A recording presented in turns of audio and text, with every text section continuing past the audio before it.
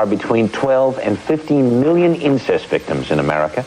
Our national correspondent Hattie Kauffman is here to tell us about a program that tries to help some of them. Good morning. Good morning, Harry. Experts say 1 out of 3 women will be sexually abused before she reaches adulthood. In the case of incest, especially, the scars can be deep and lasting. I went to Colorado to visit with a Denver group called Ending Violence Effectively. They have an unusual therapy for incest survivors, a 3-day outward-bound wilderness retreat. The high peaks of the Colorado Rockies, home to many an outward-bound wilderness survival class. But this weekend's arriving students are already survivors. These women have survived the childhood trauma of incest. To grow up in an environment like that, it destroys your life. I didn't know who to trust, what was real, what wasn't real.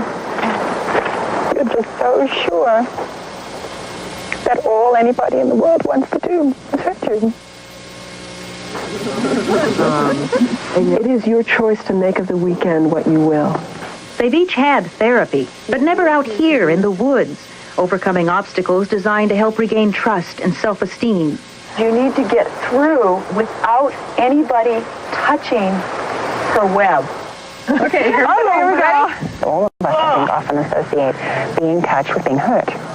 And so to let yourself be touched and say to yourself, this is not going to be for hurting, this is something that is to be helpful, helps you begin to change. Rhonda, now a mother of 3, was sexually abused as a child by 2 family members. She attempted suicide before getting treatment. It's something that you don't just tell everybody. It's a very difficult thing to just say. That's the first hurdle to overcome, is to say it out loud, to tell the secrets. Psychologists say some young victims hide the secret of incest through their childhood, afraid to tell anyone, while others repress it so deeply they may not remember anything happening until years later in adulthood when something triggers a memory. And suddenly you have these huge visual images, almost like hallucinations, or it may come in dreams or something like that, where you suddenly see things that happen, and again you go, no, that couldn't be, I must be crazy, I must be making things up. Marita is a visiting psychiatrist. She also was sexually abused as a child. She knows both professionally and personally how a child can repress a painful memory. You get so good at forgetting that you forget all sorts of things. So sometimes people forget not only their abuse, but they may forget years of their childhood. And so people could say to me, tell me about your life. And I couldn't tell them very much because I couldn't really remember very much. What I've done for me is I've created my own reality all my life.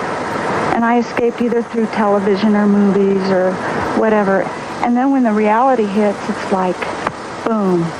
When you climb up the rock, you're not just climbing up by yourself. You're connected to a rope.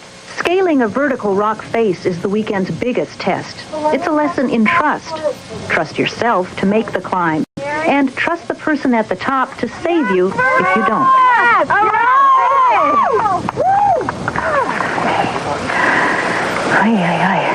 Nice move, Kim. Well done. Kim was raped 3 years ago. The trauma of the attack sparked the memories of her childhood incest. There's times when I don't want to know anymore. And the flashbacks are like you're right there, like it's happening all over again. I never thought that it could be like this, that I could feel like this. You mean feel good? Yeah. I never thought that I could feel good, that I could feel confident, that I could feel I was worth anything. But as the weekend draws to a close, the prospect of leaving this newfound family hurts. We were like a family. And getting up and cooking and doing things together and hugs and support and talking.